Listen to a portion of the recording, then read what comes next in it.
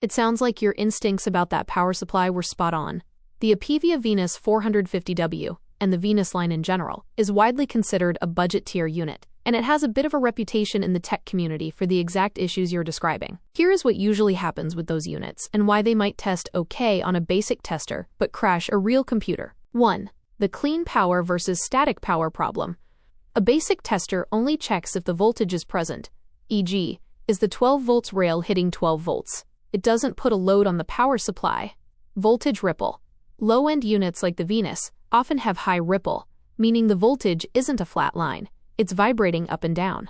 A tester won't see this, but a motherboard's sensitive VRMs, voltage regulator modules, will, causing the system to freeze or blue screen to protect itself. Transient spikes.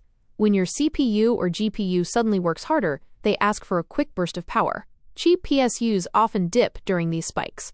The computer crashes, the power comes back up, and when you plug it into your tester, everything looks normal again. 2. Known issues with Venus 450W. Component quality. These units often use lower-grade capacitors that degrade faster. Over time, they lose their ability to smooth out the power, leading to those intermittent crashes.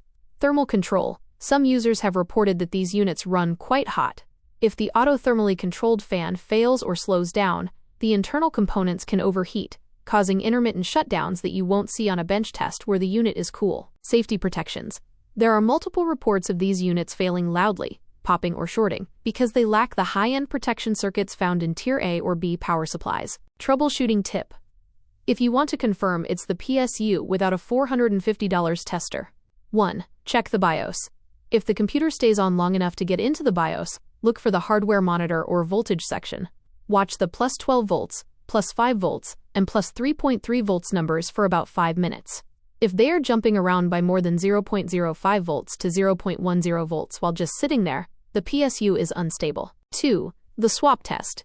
Since the Venus 450W is a budget unit, the most cost-effective tester is often just swapping it with a known good high-quality unit, like a Corsair CX or EVGA unit, to see if the crashes stop. It's very common for a failing PSU to lie to a basic tester.